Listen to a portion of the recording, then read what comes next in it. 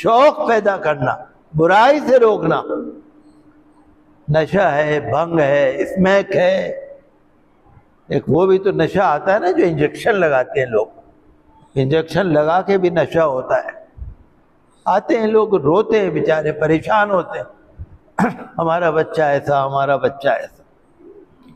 تو اس میں تو آج بہت ضرورت، نوجوان نسل کو سدھارا جائے، بہت ضرورت ہے، بہت ضرورت ہے۔ 10-12 سال سے لے کے اور 25 سال تک کے بچوں کو، لڑکوں کو اور لڑکیوں کی اصلاح ہونی چاہیے، سدھارا جانا چاہیے، دین سکھانا چاہیے۔ اس میں سب کو لگنا پڑے گا، خالی میرے آپ کا کام نہیں ہے، خالی مولانا کا کام نہیں ہے، خالی عالموں کا کام نہیں ہے، خالی قاری صاحب کا کام نہیں ہے، یہ تو سب کو لگنا پڑے گا۔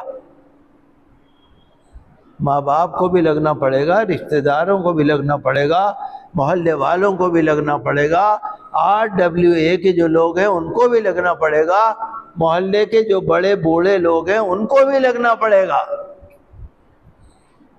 نوجوان نسل کو سدھارنا، تربیت دینا، دین کے شوق پیدا کرنا، برائی سے روکنا۔ نشہ ہے، بھنگ ہے، اسمیک ہے، ایک وہ بھی تو نشہ آتا ہے نا جو انجیکشن لگاتے ہیں لوگ، انجیکشن لگا کے بھی نشہ ہوتا ہے۔ آتے ہیں لوگ روتے ہیں، بیچارے پریشان ہوتے ہیں، ہمارا بچہ ایسا، ہمارا بچہ ایسا۔